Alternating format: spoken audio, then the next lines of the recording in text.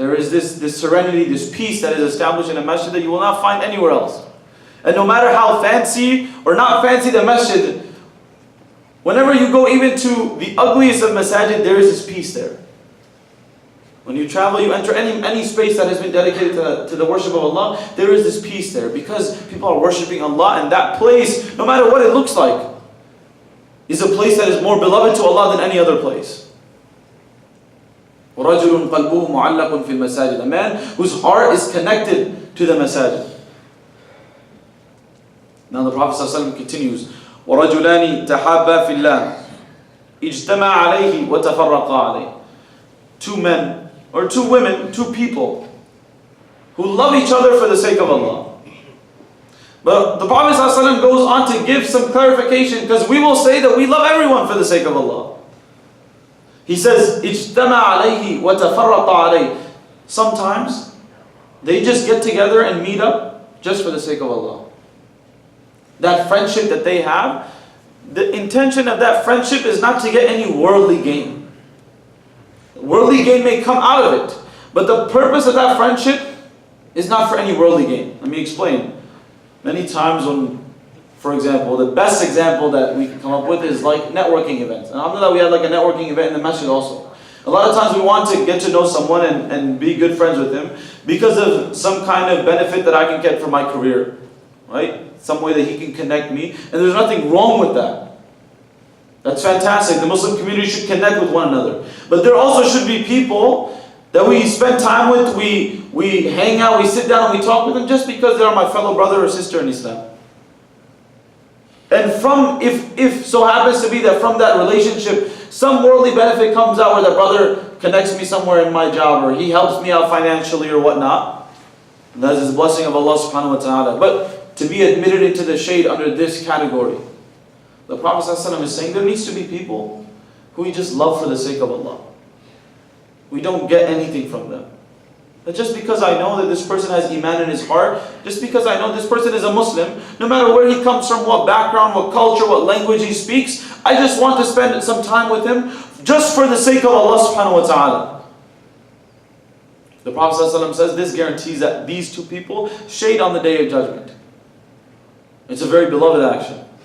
And us as individuals in the masjid, we should strive and struggle to meet one another and get closer to one another. The Prophet ﷺ teaches us, أَفْشُوا السَّلَامَ بَيْنَكُمْ. Spread salam amongst yourselves. Now a common thing that you see is that people only give salam to the people they know. And we don't give salam to the people we don't know. Sometimes new people come to our masjid. Do we greet them? Do we welcome them? Or do we say, you know what, that's the president's job. He's in charge of the masjid. But we are all equally as caretakers of the masjid. We need to establish a sense of community where the Prophet ﷺ is saying that if we love each other for the sake of Allah, that is enough for us to be admitted into this shade. The next category. وَرَجُلٌ دَعَتْهُ إِمْرَأَةٌ ذَاتُ مَنْصِبٍ وَجَمَالٍ فَقَالَ إِنِّي أَخَافُ اللَّهِ. A man who is invited to commit sin by a woman ذَاتُ مَنْصِبٍ وَجَمَالٍ, of status and of beauty. Because it's already difficult for us to protect ourselves from any woman. But the Prophet ﷺ is saying that when there is something to gain, outside of the pleasure of that sin, when there's more to gain, when she's someone of authority, when she's someone of status, when she's someone of beauty, and the Prophet ﷺ says that in that moment when that individual is invited to do haram, what does he say? He says, Inni akhafullah. I fear Allah subhanahu wa ta'ala. And in our times, many people will say, but brother, this will never happen to me. I'm a person who is very devout, who has a strong connection with Allah. I come to the masjid. This won't happen to me, so I don't even have to worry about it. But unfortunately, we have these. One, we don't know what website we open, what application we open, and that woman that the Prophet ﷺ is talking about will be there, inviting us to do some haram. We ask Allah Azza wa Jalla to protect us all. When we go out on the street, the billboards that we see, even the people that we interact with. The college that I go to, sometimes you don't even know where to look to protect your gaze. It's a real situation in the country that we live in. That this woman the Prophet ﷺ is talking about is on every step and every corner. On every window of our browser. She's there somewhere. And she's inviting us to do something that Allah will displease Allah subhanahu wa ta'ala. And this is a reality in workplaces, in schools. You have to do projects together, so on and so forth. That it's very easy for us to do something and no one will know about it. The Prophet ﷺ is saying the person who in that moment where he's tested, he's not saying the test will not come, he's saying the test will come. From whatever place it will come. But when the test comes, he realizes that this is a test of Allah. And if I cross this boundary, it will be displeasing and disobedience to Allah Azza wa Jal. So in that moment where he cannot protect himself, he mentions Allah. Where he says, Inni akhafullah. He mentions Allah subhanahu wa ta'ala. He reminds himself of Allah. The next category. وَرَجُلٌ تَصَدَّقَ بِصَدَقَةٍ فَأَخَافَهَا حَتَّى لَا تَعْلَمَ يَمِينَهُ مَا تُنْفِقُ شِمَالُهُ. That a person, when he gives sadaqah, he hides it. He makes sure that nobody sees the sadaqah. And the hadith mentions an analogy that his right hand does not know what his left hand is giving. But it's a figurative analogy. But the point is what? We'll have our fair chances to give sadaqah in public. We're very used to fundraisers. And just as important it is to give in front of people to motivate one another, but there is a special place for a sadaqah that is given that no one knows about. It's between you and Allah. It's between me and Allah. And did you notice a theme in each of these? Is that these are not things that someone can come and point to and say that you did or you didn't do it. It's something that is between you and Allah. Some involve people, and some categories are just between you and Allah. No one will know if you gave sadaqah privately or not. No one will know that. They'll see the public sadaqah we give, but no one can ever tell if you gave a private sadaqah or not. No one can tell if you were faced with a woman and you said, Inni akhafullah or not. No one knows that. It's between us and Allah. No one knows if I'm meeting this brother for the sake of Allah or not. There's no way you can say, you met this brother for the sake of Allah. There's no way that you can point to this. And this is the theme of this hadith. Sincerity. Making sure that our hearts are pure. Our hearts are clean. And we do things for the sake of Allah. Which brings us to the last category. And this category, some may find it to be the most difficult of all. Where the Prophet ﷺ says what? وَرَجُلٌ ذَكَرَ اللَّهَ خَالِيًا فَفَاضَتْ عَيْنَاهُ. A man who mentions Allah in secrecy, in private, and his eyes begin to cry. وَرَجُلٌ ذَكَرَ اللَّهَ خَالِيًا. A person who mentions Allah in private, not in front of anyone. Private, in his own time with Allah Azza wa Jal. When he mentions Allah, he begins to cry. When he recites the Quran, when he hears the words of Allah being recited, he begins to cry. When he learns the hadith of the Messenger sallallahu alaihi wasallam, tears leave his eyes. Because this highlights the state of our heart. And many of us, it's very difficult to cry. Even to fake it is difficult for us to do so. But if we do the previous actions, think about all the previous actions. They're not easy actions. They require effort. They require sacrifice. They require us to give up things that we may want in this dunya. But in an effort to not only secure a place for shade on the Day of Judgment, but also to get a closer connection with Allah Azza wa Jal. The Prophet ﷺ says in another hadith, إِنَّ الْمُؤْمِنَ إِذَا أَذْنَبَ كَانَتْ نُكْتَةٌ سَوْدَاءُ فِي قَلْبِهِ. A believer, when he commits a sin, any sin, a black dot appears on his heart. And every time he continues to sin, that black dot continues to grow and envelop his heart. But if he commits tawbah, if he repents from this sin, then the black dot decreases.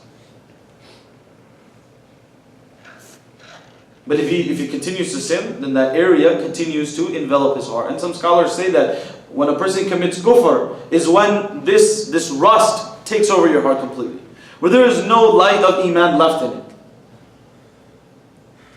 فَذَلِكَ الرَّانُ الَّذِي ذَكَرَهُ اللَّهُ فِي كِتَابِهِ. And this is the rust that Allah subhanahu wa ta'ala talks about in His book. In Surah Al-Mutaffifin, He says, كَلَّا بَلْ رَانَ عَلَى قُلُوبِهِمْ مَا كَانُوا يَكْسِبُونَ. That the state of their hearts, the rust that has been put over it, that is causing the actions that they're doing. And it is a result of those actions. We don't stop looking at the haram. We don't stop listening to the haram. We don't stop eating that which is haram. But then we wonder why I cannot cry in front of Allah. When the shaykh comes and recites such powerful verses, my heart is not moved. When I sit in the Quran circle with the Ghassan, my heart is not moved. We pray 5 salawat a day, at bare minimum, if we don't pray the nawafil. But my heart is not being moved. What is the reason for this?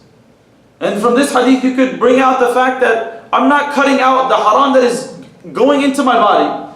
I'm not getting rid of what I'm looking at, what I'm eating, what I'm listening to. And every time I do that, my heart is being covered slowly and surely. It's being covered. And my spiritual connection with Allah is decreasing. And the actions that we listed, the 6 actions that we've listed so far, those require us to sacrifice. Those require us to give up things that we want to do. And they're difficult to do. It's difficult to give sadaqah in private because that highlights sincerity. It's difficult to protect ourselves from the opposite gender in private, but it requires sincerity. No one can say that I did it because other people were watching, because no one was there. In the same way, the Prophet ﷺ is saying that there is going to be a people who Allah subhanahu wa ta'ala admits to His shade. يَوْمَ لَا ظِلَّ إِلَّا ظِلُّهُ. The day there is no shade except His shade. For the sole reason that whenever they would think about Allah, whenever they would mention Allah in private, not in public, in private, they would cry. They would have these intimate moments with Allah subhanahu wa ta'ala. These connected moments with Allah where no one else in this dunya is coming in part of that.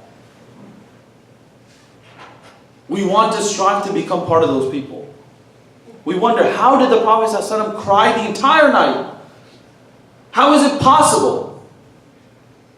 And the hadith narrate that his beard used to be soaked and the tears used to be dripping. How is that possible? You would say, I don't even cry this much when a loved one passes away. And the Prophet ﷺ is just crying, thinking about his ummah. It was so easy for him. It highlights the state of that person's heart. It highlights his connection with Allah subhanahu wa ta'ala. We need to work towards that. We need to teach ourselves to cry. And in our society, it's a bad thing if men cry. But the best of men, the most perfect of creation, Muhammad sallallahu alayhi wa sallam, would stand every night and cry like a baby. Because of his humility, because of his connection with Allah subhanahu wa ta'ala. We need to teach ourselves this. Because if all these actions we have struggled with, it's difficult to do all those things. What if we can tell Allah on the Day of Judgment that, oh Allah, when I would just remember you, the fear and the khashiyah and the taqwa would just make me cry. That maybe because of this action, we can be protected from the heat on that day. The suffering on the day. And none of us can avoid that day. And so these are these 7 actions. And actually these are not the only actions. There are other hadith that mention other ways that a person can gain shade on the Day of Judgment. Right? For example, helping someone pay off a debt. Or the person who the debt is owed to, you give him more time to pay off the debt. Or you forgive him that debt completely. In other hadith is mentioned that even that person will be afforded the shade on the Day of Judgment. But this is one hadith in which the Prophet ﷺ mentioned 7 different categories in a row. These are the categories that I wanted to highlight for us today.